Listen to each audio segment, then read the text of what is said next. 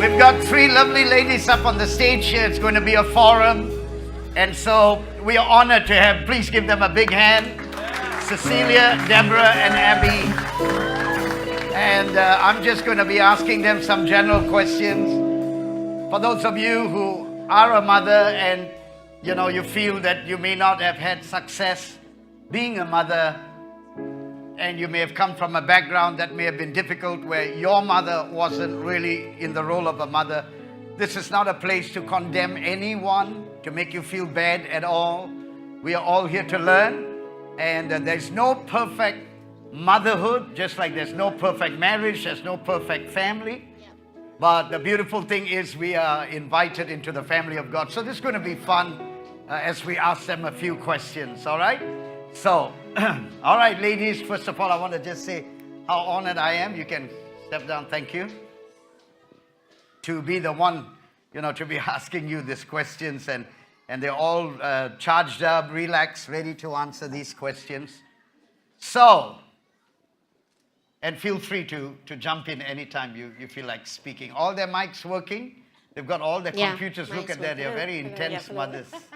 Very intense. All right, let me throw the first question to you, Cecilia. Let me ask you this question. Where do you get your parenting? I mean, Cecilia is a mother of three beautiful daughters. Would you please stand where are the girls? There's one, two, and one's with the kids. Okay? Three gorgeous daughters she has raised up, and it's amazing. So, Cecilia, where do you get your parenting knowledge from? Do you get it from, were your parents instrumental in helping you? What about friends? Can answer that question first, if you please? First, from young, I admire how the way my parents bring up, full of discipline, very organized. They really draw boundaries and principles, things like that. Very humble parents I had, especially my father. So I learned quite a lot when I was young, watching what my parents were doing, and I'm part of it right now.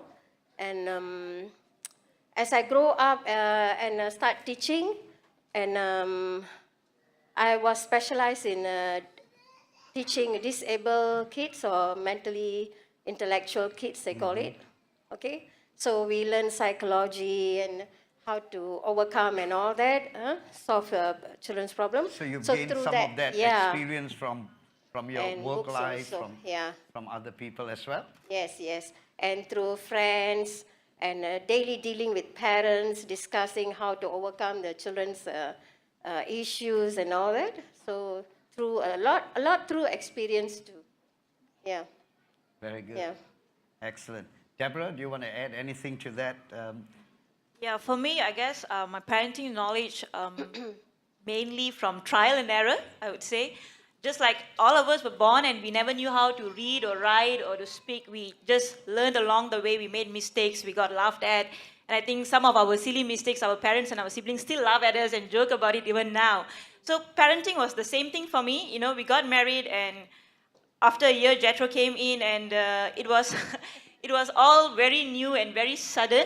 I made a lot of mistakes, but I learned along the way. So when I did something and it turned out good, then I make a mental note that, okay, this is the way to do it. This is the right way to do it.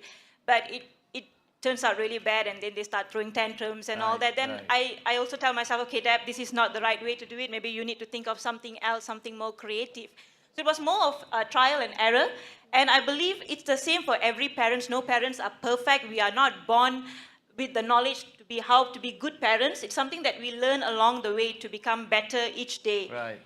Apart from that, I also, when I do get time to read, I do read some books. One of my favorite authors is James Dobson, Dr. James Dobson. He's a Christian, he's a psychologist, a child psychologist.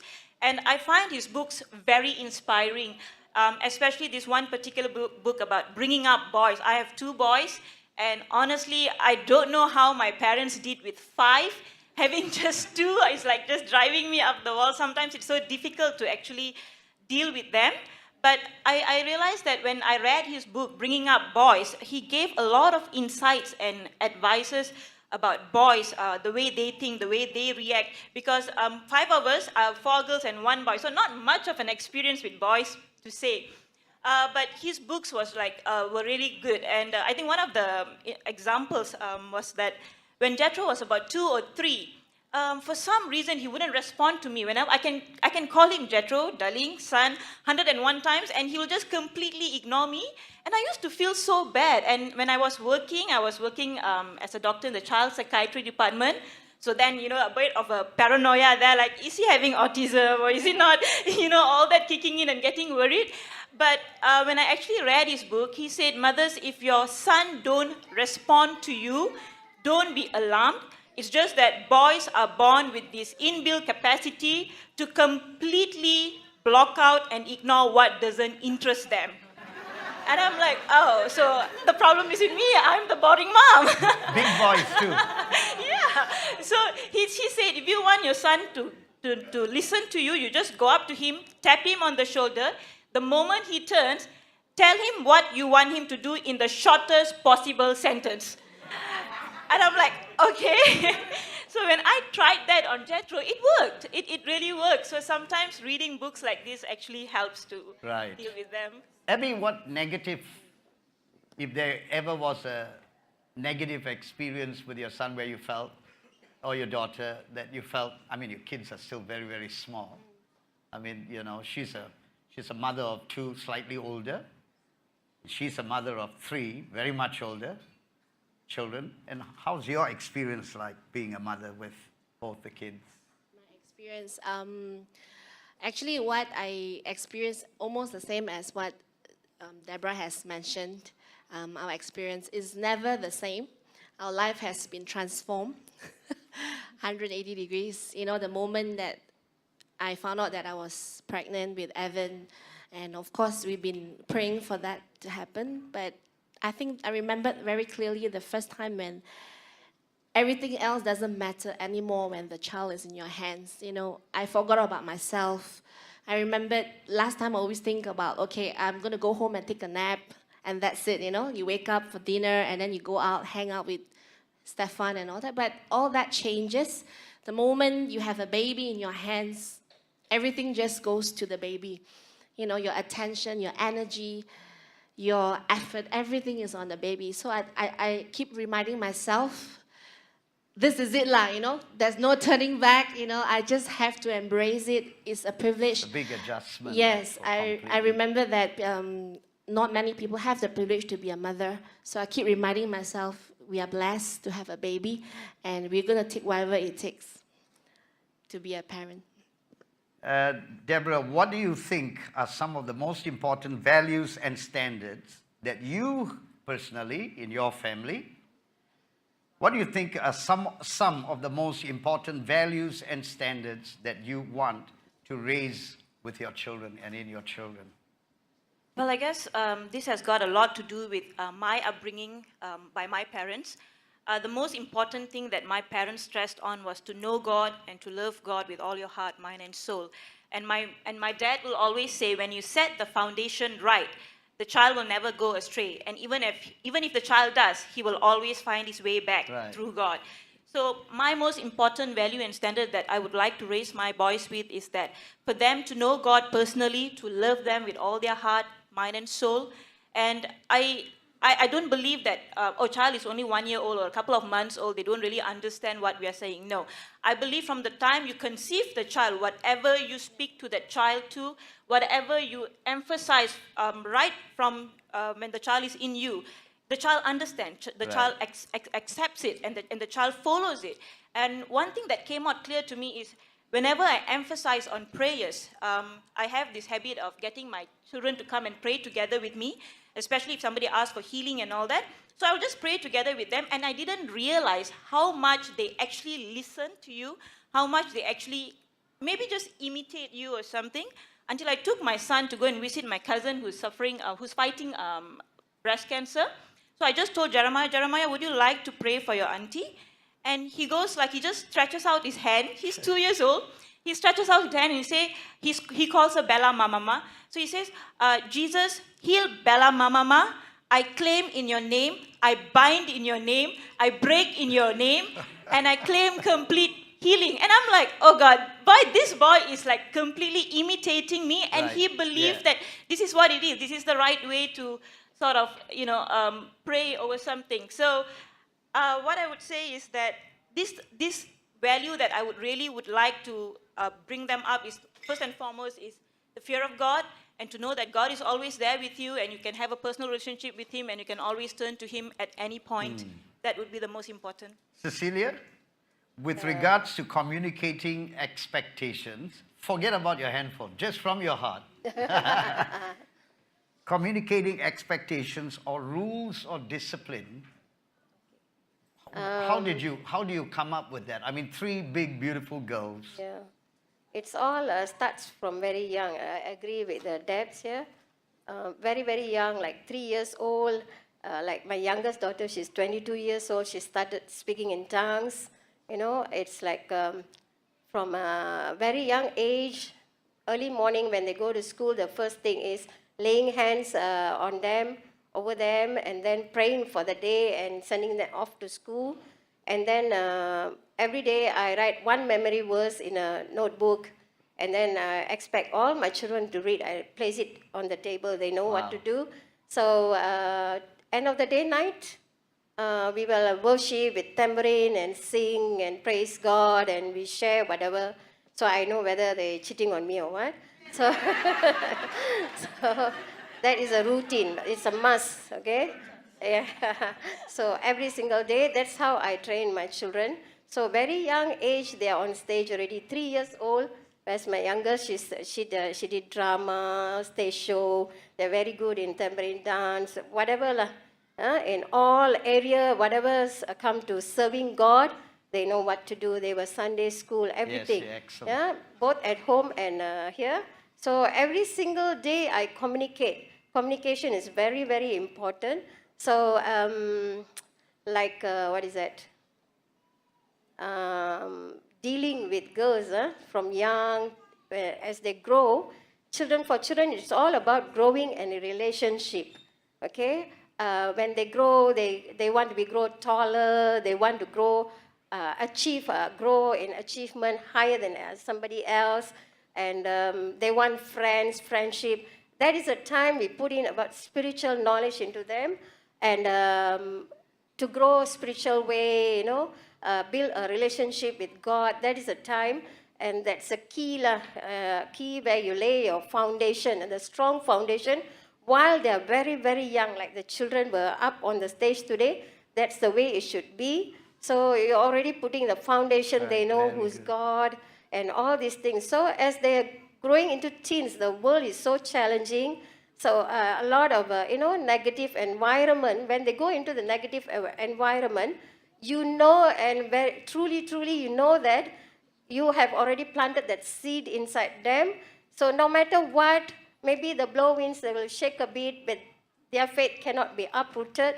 The teaching is already in there. So you don't have to force them, get up, go to church, or do this, do that. No, you don't have to say. Like my girls are so busy in the WAC team, Sunday school, hospitality, and recently they got excited with the steward. I said, too many things you're doing already. Do you want to be steward too?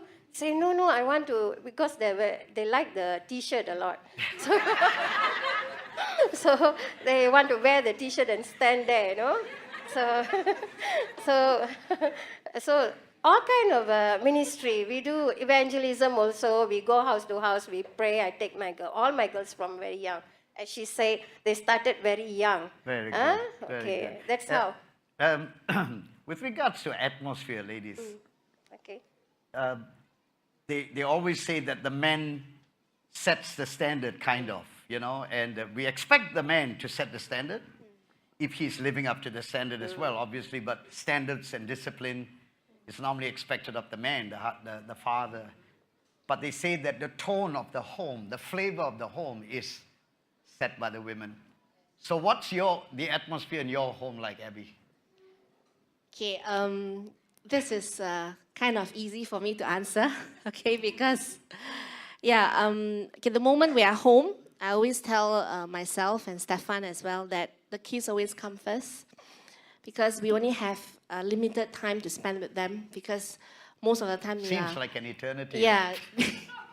Most of the time we are working and we are busy with things, you know, but the only time that we can spend time with them is when we are home. So I always tell myself I'll put away everything. Everything doesn't matter anymore when the kids are around because they only have about a couple of hours with us before they go to bed.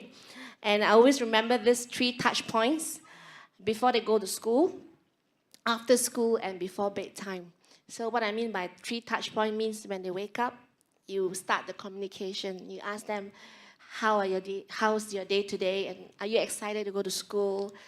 What will you be doing in school? And then when you pick them up from school, you ask them, how was school? How was the teacher today? And after that, before bedtime, you ask them, what makes you glad today? You know, what is so special today? You know, we spend time praying for them as well before they sleep and all that. So I remember that what I actually learned from school and from elsewhere is the first 6 years of their foundation is so important, you know. So I remember spending a lot of time with Evan when Evan is growing up, and now he's turning 6 this year. And then now I started to work, and I don't have much time actually spent with him. But, you know, the Holy Spirit just tell me, you know, Abby, all this while, the moment that he's born, you've really been spending time with him, you know. So I believe that the seed has been sown into his life. So now a new chapter of life for myself when I start working after 2 years, after conceiving Faith. So I feel, yeah, you know, I really feel really glad that I actually made that sacrifice to actually spend time with them. Whether I have assignment or exam coming, it's always second after my children.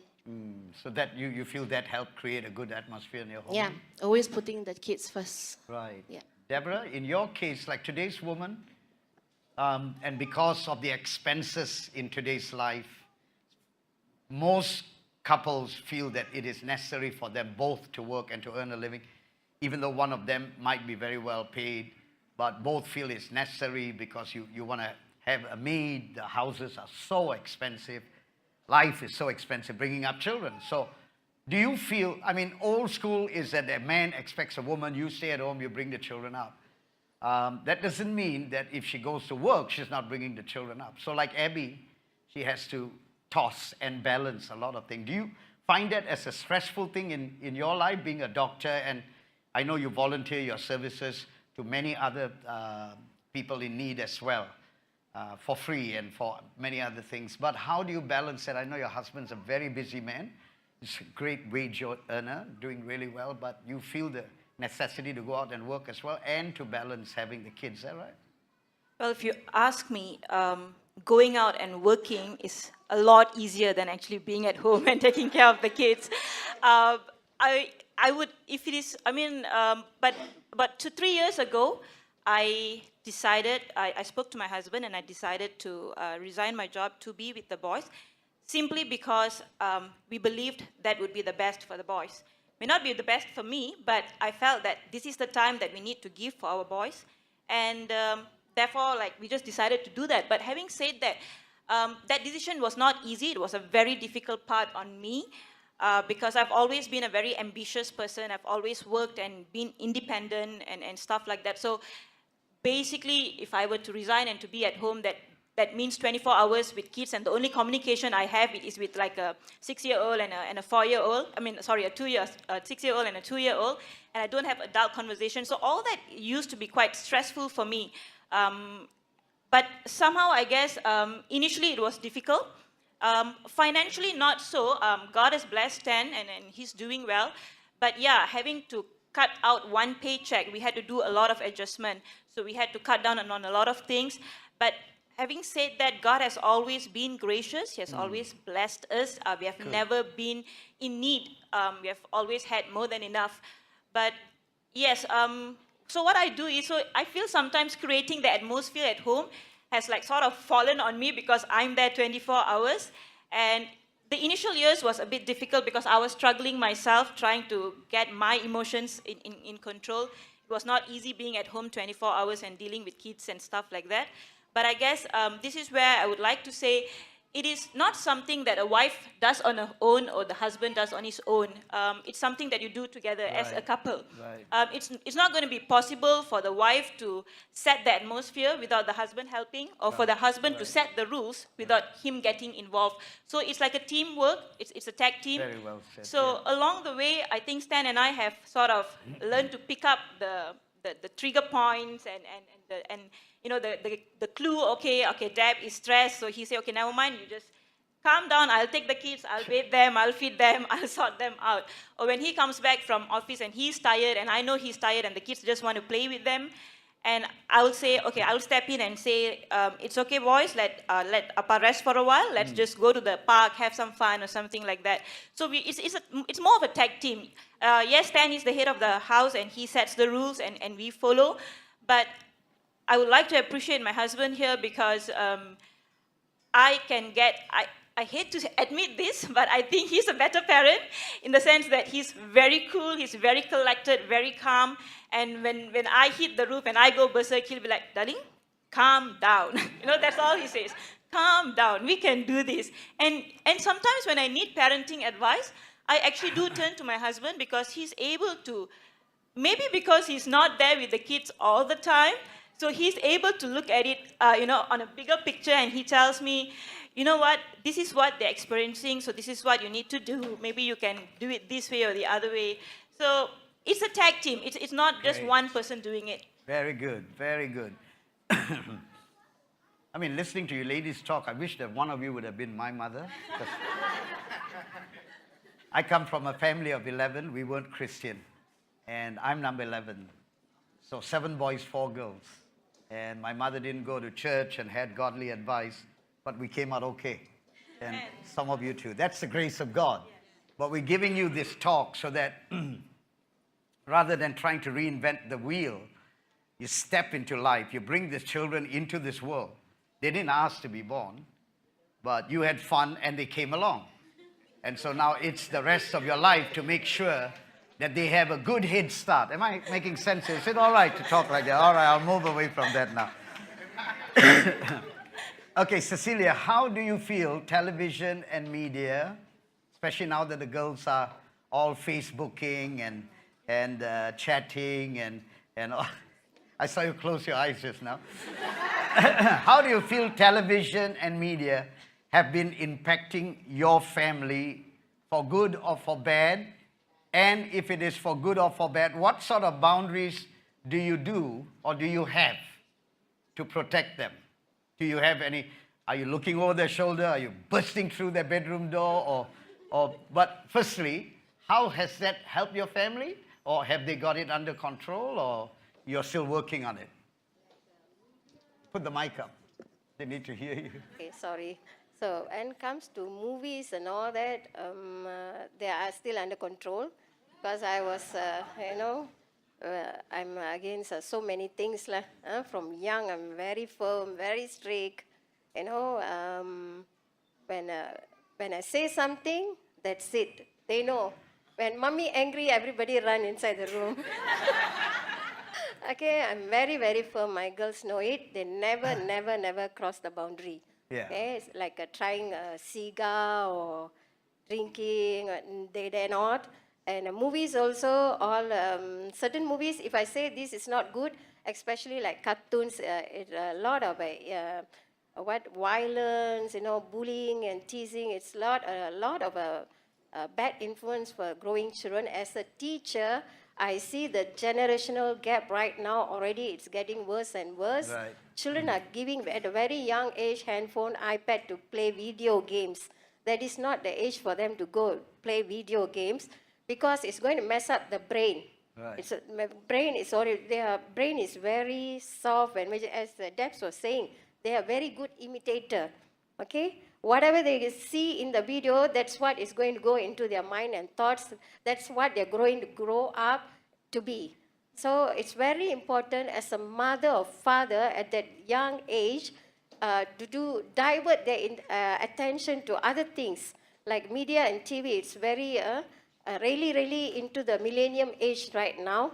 So what we can do, give them divert into activities, sports activities, or dance classes, or sit and read a storybook, make it a routine things for children.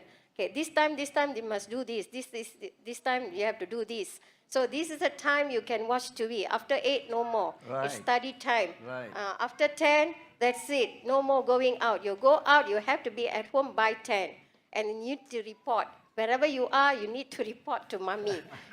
Yeah, I know it's a bit too much. I know my girls, the minute I open my mouth, especially my youngest, mommy, I know, she will tell everything that I need to say. They already tape recorded already. So I say, okay, you know what I'm expecting, you know what I will say, so don't do it. Okay, it's already trained. So when it comes to movies, media, I don't have much problem. But as a teacher, I would like to say that stop giving your children video games.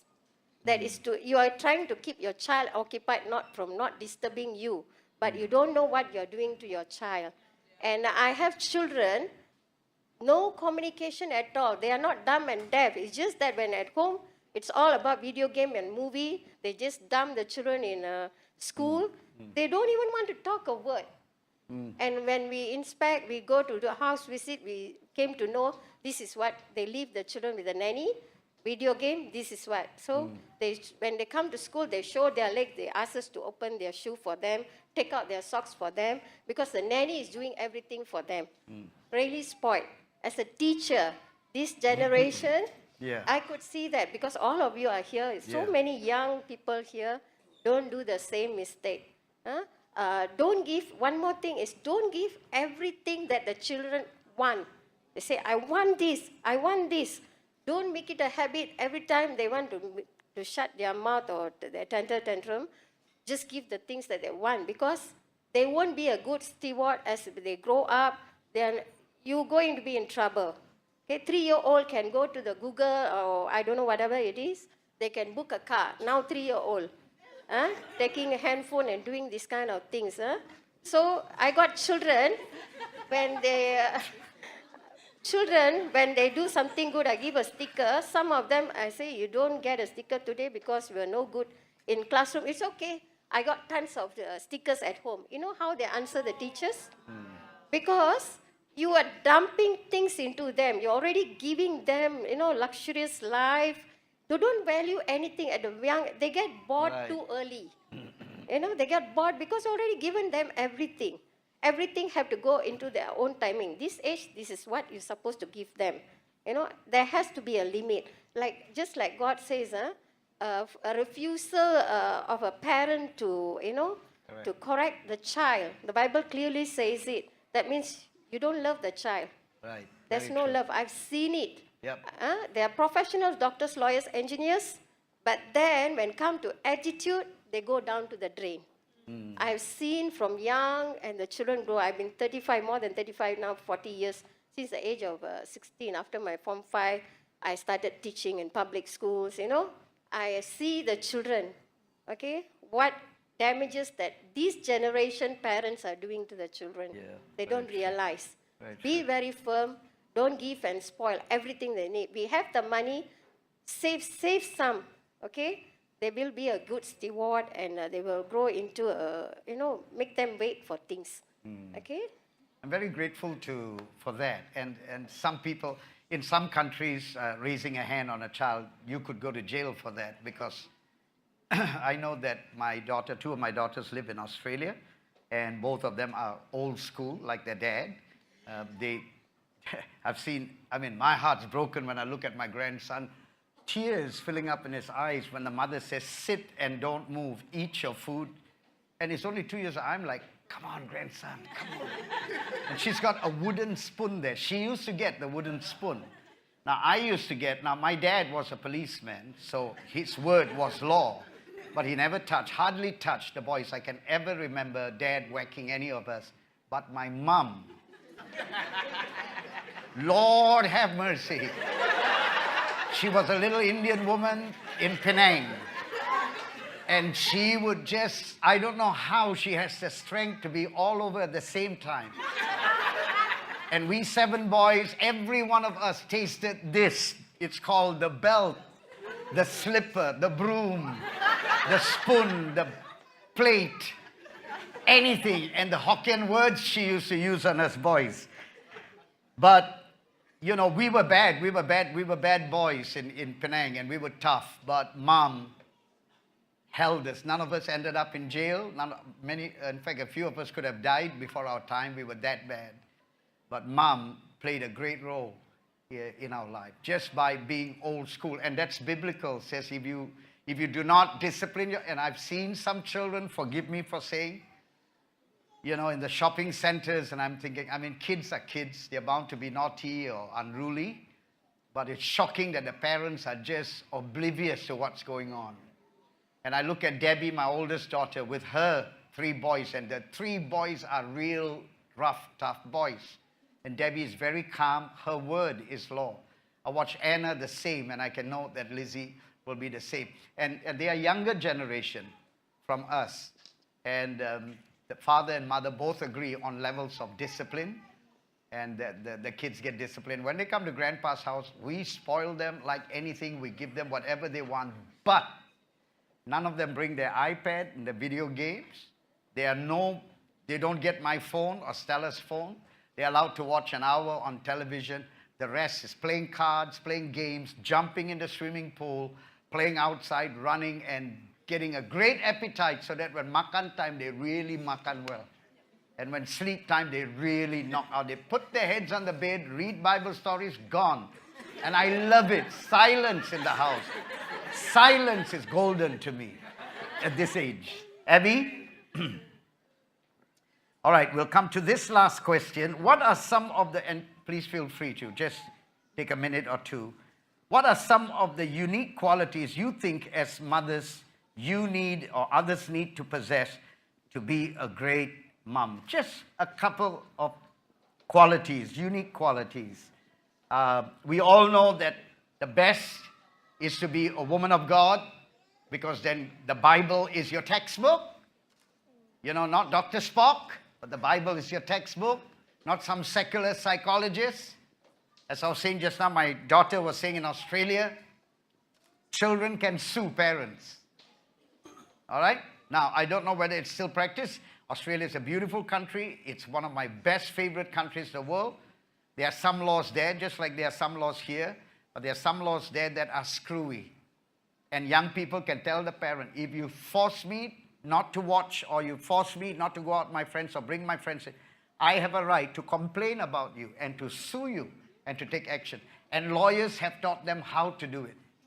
So there are lawyers willing to take up cases like that in some parts of the world. Now, whenever the Bible is put aside as your textbook in the home, now we are not legalistic, but there are principles birthed by the Holy Spirit that's called the Bible, in your Bible. How to raise your family, how to have a good marriage. All these are basic principles. Now, I want to ask you, ladies, what are some of the qualities, unique qualities, putting Bible aside, but just in your knowledge as a woman, as a mother, to think that you need to possess as to be a great mom? This is about you, not about them.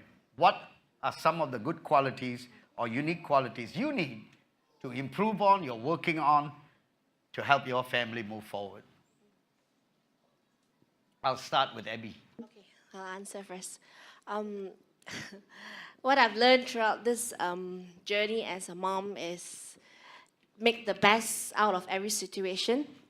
You know, I always have a mindset, like before we go out, I always say that, okay, I'm going to do this, all this with children. But that's not the case all the time. Every time it will be the otherwise, it will be the opposite. But I always try to tell myself, you just have to keep calm, because the children are looking at you. Although sometimes I go mad. Yeah, you can't imagine, right? Because you always see me smiling in church. But Stefan can testify that, you know, Yes. when I really go mad, I really go mad. I can see the bruises on Stefan's. Yeah. And when that happened, you know, the kids will just look at me and say, okay, mom is serious. So they just, you know, all of them will just leave the room and all that. But I think what I always remember is just be yourself. You can't be another person, and don't compare yourself with other mothers because God has made you special. So for me, I personally like to go out. I don't like to stay at home. Although sometimes I enjoy being at home, but I can't last for a few hours. I always like to go out there, meeting people, and especially going out shopping and having coffee and tea and all that. So even with the children around, I'll still do the same. It doesn't change my lifestyle. It doesn't change me. So I'll bring the children along. So even without Stefan, I'm fine with that. The kids just follow me. And every time when I'm alone with the kids, Stefan will be, how did they behave? When I'm around, they're like monsters, but when you're around with them, suddenly they just follow. So I guess they enjoy what I enjoy. When I have my coffee and Evan will sit down quietly and he will do his things and Faith will feed herself and things like that. And one day I remember that when we were in the shopping mall and Evan just like, Mommy, would you like to have coffee? I said, no coffee today because I'm really tired. I just want to go home and sleep. Would you like to have cake or something? I said, no cake today. I said, then he's like, oh no. I said, why? He said, because Mommy, I'm really tired. I just need somewhere to sit down and rest. So he's very smart. So he said, would you like to have coffee and cake? So I guess he knows what I like, and Faith follow along as well. And they really enjoyed going out with me. And I really like to bring that, out in every mom's life. Just I've don't noticed change. that you and Stefan and same with Deborah, and of course Cecilia, I've seen your girls in church. The thing is, even though they were so small and in Pram, same like James and a few others here, they never felt that it's better that I just leave the kid because the kid's a nuisance, put it at home with the maid. You brought your kids for prayer meeting, raining outside on Thursday. Abby will be rolling the little baby and coming to church for prayer meetings. And I've seen that with Deborah and Stanley and, Never, guys, I brought up 3 girls with my wife, of course. They always followed us. And so it is not an accident. It's intentional. So we didn't try to preach to them, even though I was a preacher. There was no preaching in my home, nothing at all. But they just went with us and saw life and saw people and did life together. And so it's no accident. All 3 of them love Jesus. All of them are serving God in a miraculous way and prospering. And so will our grandchildren. So we take the kids. So it's a great credit when you guys do that, So don't be one of those we'll leave the kids. Unless you're going on a date night. If you're going on a date night, then leave the kids with the grandparents or with the maid or with the neighbor or just, think of somebody who can help you. Date nights are very important. We try to give Debbie and Clarence a date night every Friday night. So we take care of the kids. Right, Deborah, what about some of the qualities you think you possess and are working on that will make you a greater mom? I think one of the greatest lessons that motherhood taught me is to have lots and lots and lots of patience. The boys can just drive me up the walls in every different direction all the time. So I realized that, and I think kids are different. When I was growing up, my dad just had to turn around and give that one look. And that all 5 of us will go quietly sit down. Nothing else. No, he just needs to give that one look. But kids nowadays, you can just scream or do whatever you want. They are just happy doing their own stuff. They are not frightened. One thing I realized that kids nowadays, I think the more you scold them and you tell them don't do it, they want to rebel. They want to go ahead and have it their way. So with my boys, I learned that instead of getting angry, if I just take a moment to calm myself down, actually sit them down and actually explain to them. I actually talk to them like an adult. Sometimes I ask myself, am I crazy? I mean, like you're talking to a 6-year-old and a 2-year-old, but you're explaining to them like you would explain to an adult. But I realized that works with my boys. When I explain to them and I tell them why you can't do this, why you can't speak that way, why you can't go there, and why is there a time for everything, they get it, they understand. So a lot of patience is very important. Though I admire my parents' upbringing, they brought up 5 boisterous rascals. I don't know how they did that, but yeah, they did that, and we all turned out good, and I admire them, and I'm so grateful. But sometimes what they did to us back then doesn't work with our kids nowadays. So that's why you need to be a bit more creative as well. Creativity is a lot important nowadays with your kids. Be creative, get them to think differently, do differently. Both my boys are very strong-willed. I noticed that right from young, they're very strong-willed. They have a mind of their own. So for me, it was more of balancing between not wanting to break their will, but at the same time teaching them that there are rules and regulations and standards and values that you need to follow. So it was always like a balancing game between that two, which needs a lot of creativity and stuff like that. And thirdly, I think also a lot of self-control, because like it or not, kids look at us, they learn from us, they imitate us, they learn values, characters, even temperaments from us. So if we are quick to get angry and we are quick to scream at them, don't be surprised if they scream back at you. So at one point, when my son used to raise his voice at me, and I'm thinking like, I used to be so upset, and I mean, nothing to be ashamed of. This happens in every family, right? So I used to tell Stanley, like, I have no idea why is this boy speaking like this to me. I mean, like, I gave up my career to be at home with him, and you know, like, he speaks to me, getting all emo, you know. And then, like, Stanley says that, I think the children don't learn from anyone else but us. So if they're doing something not right, we need to check on what we are doing. Yeah. And I realized, like, every family has got problems, and every couple, we have problems, we have our fights and all that. And I realized that we try not to fight in front of the kids, but there has been one or two incidences where, we just end up fighting in front of the kids. But the moment we made a conscious decision that whatever our differences are, we will not fight in front of the kids, we take it to the room. And I realized that sort of helped them change their behavior. When they see father and mother talking to each other lovingly and calmly and politely and respectfully, they pick on that and they replicate that. So self-control is also very important as parents. Cecilia? I agree, totally agree with that. That's because I've been, dealing not only with my daughters, I'm teaching refugees, Pakistani refugee kids. The culture, the background that they come from, they're more wilder than local kids. I used to teach in international school. It's easier to handle international school because the parents and me work together to overcome whatever issues are arising. So you must see the situation, the upbringing of the kid, the culture that they come from. So just like as a mother at home, whatever you're doing, because you love your children so much, you see, you persevere anything. Just like Abby said also, first preference we give to our children. So any children, wherever you go, to me, all the children is like, I show the same kind of love, same kind of teaching, and I'm very happy that when they come in, they were totally different. Parents come and comment, oh, my son is not naughty anymore at home, And then kids come back and tell, teacher, I wash my leg, I wash my face and put powder. My mother asked me what happened, So, just, it's like whatever good values, To me, knowledge and wisdom, it's like you have to fit in.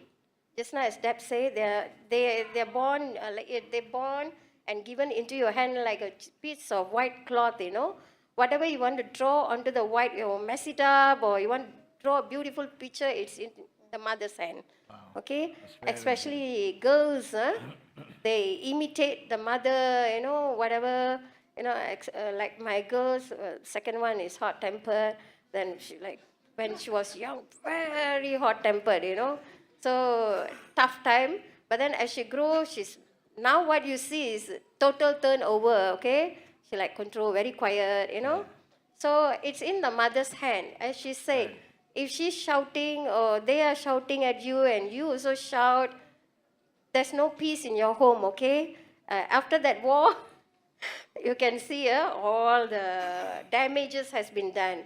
So, now, younger time, you can say, okay, you lie, I take you to police station. I'll call. Now you cannot do that. They don't believe you. So I do that always to my school children.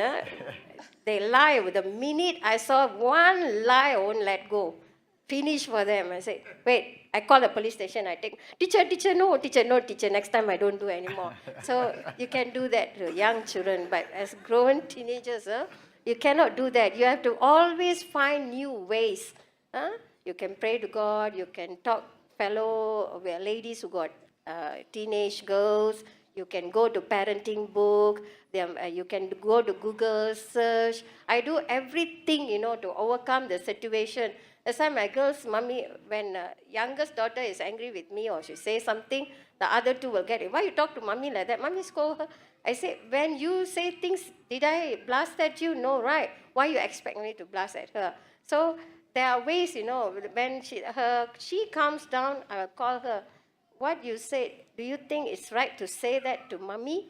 Then the way you question them, the way you talk to them, say no. Then what must you say? Sorry, mommy. So next, will you do that again? So, the talk. So I started at a very young age. Even babies can understand. Babies, because I started with 0 age baby teaching when I started my career. So you talk all the good things. From using your mouth, say, keep on, even though they're naughty, like Malaysians, we say naughty. Actually, we shouldn't say that word. We should never ever use naughty to children. Okay? Find ways to say, oh, what you do is not right. Can you do it better, in a better way? Use other words to correct them. So whatever the teachers say, I watch even Pakistani refugee children, they imitate me. They become teachers. I got a lot of assistant teachers. So they go around, what I say, they go around. We always got new intakes. So they take care of the new intakes. Okay, they go out. Okay, Teacher Cecilia don't like this. You sit nicely. Wash hand, line up, wash hand. So everything is organized. Pastor Joe knows, Pastor Stella knows. I teach them from even a 3.5-year-old girl. After eating, she wipes her table, she cleans. I buy small dustbin, small dustbins. So they will, very cute to see. They sweep, they enjoy it, And then I put a stool for them near the sinky. Pastor Stella, as she passed by, she will laugh. They will wash their own cup, wash their own plate. Then they will stand by with a towel and a chair. Another child will sit down. After washing, they will wipe everything. And they know where to put. I teach them. So I got no assistant because all the 11 are my assistant already. So that's how I teach. I relax, I supervise. I got supervisors also. Go and look, the younger ones, So same, house also. From young, even my girls from young, every single thing I teach. I teach the elder daughter to take the younger sister to clinic when because quite some time I went through rough time in my life. So I was alone. I have to raise up my 3 girls all alone. So I was working mother. So I have to take care of my children. So when I go to work, my eldest daughter is just in primary school. So she will take her younger sister to GH to get medicine. And then she bathes her, she combs her hair, dress her up, iron her clothes, send her to school. You see, I train them. Okay, I give duty. Okay, I put a child on the fridge. I say, Fideline, today you wash clothes. Rosaline, you fold the clothes. Caroline, you sweep the house. So when I come back, full of complaint lah. Today Fideline never wash clothes. Okay, so they fight, So got punishment lah. If she never washed that clothes that day, she has to do somebody else washing clothes 2 times. So that's how. You don't have to shout. You don't have to beat your children. You have to find ways to solve that problem. Okay? Because we don't want to be like a violent mother. Like that's ugly. That's find really ways. awful. So that even if your child grows up, she doesn't hates you. When I was small, I used a belt to hit me. We don't want that. Okay? And we have girls, this is about our generation. Whatever you're doing to your daughter, when she marries, that's what she's going to do to her child. Okay? It's going to go. Put down good values into your children. Whatever good things you're doing. That's why I work very hard. I never say, ask my daughters, I'm never tired, I'm never lazy, I'm a very hardworking mother. So all because of my 3 children. I don't want them to be lazy. I don't want them to give excuses, things like that. So even though I'm sick, I pull up myself. I go to work, no MC, Pastor. Going to be 5 months already. I never put one MC. I'm famous for that in my old school also. 30 over years, unless I had an asthma attack at school, ambulance come and take me. Wheezing also, people see me, hey, you look so terrible. Still, that's how, I'm not a lazy person. I don't give excuses. So that's how, because we have to be the role model mother. Yeah. Okay? That's how I bring. Yep. Very good. Thank you. Let's give them a big hand, all three of them. Thank you very much.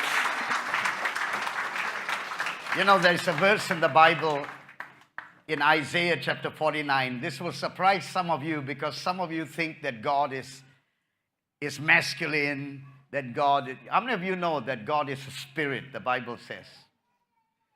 But he never forgets to remind you of the kind of part that he also is. We all know him, and Jesus addressed him as Father.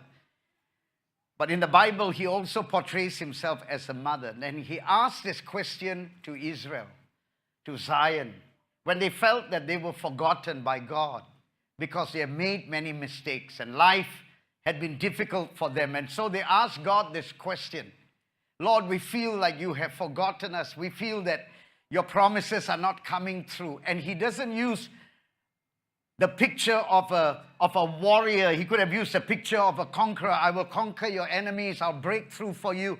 I will show myself mighty. He uses the picture of a mother, and he asks them a question. And when God asks you a question, it's not because he's devoid of knowledge. It's because he wants you to think about the answer.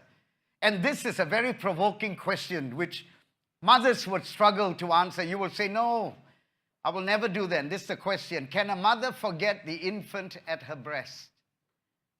Can that happen? Now, in the natural, all of them said no. Can a mother walk away from the baby she bore? And God says, even if she does forget. The King James Version says, yes, she may. Because they're only human.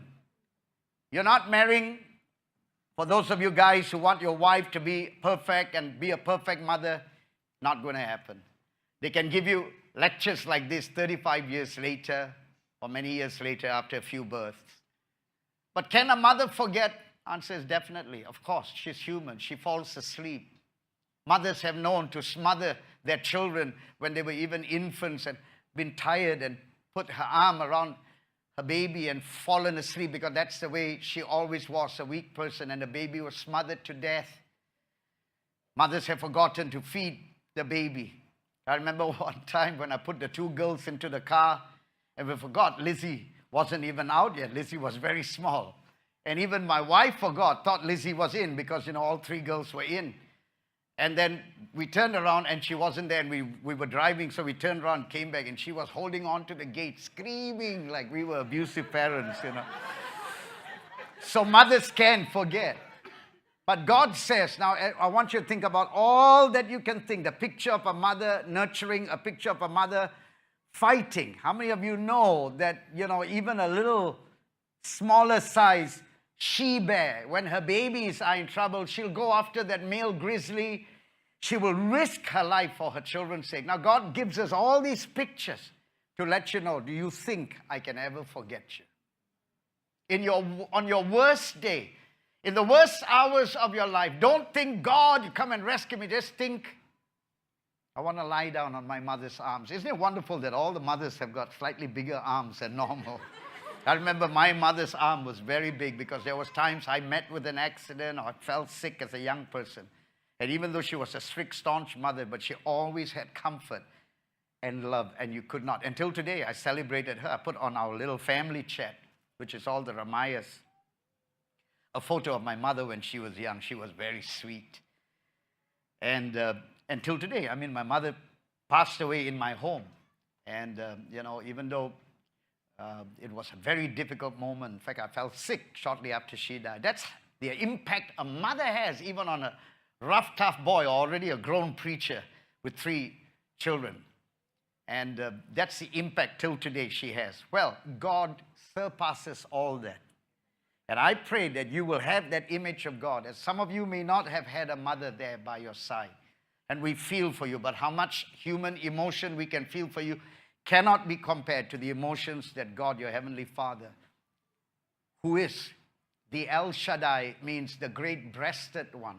That means He sustains you. El Shaddai doesn't mean God takes care of all my needs. It means He's the great-breasted one. He pictures Himself for you to get a picture of God today like you've never got a picture of God before. Get a picture of God today that He cares for. Look, He made the woman with all her beauty and the care and the love that oozes out of her like only a woman can. And He says, I made her. Therefore, I've got those traits and I've got those personalities.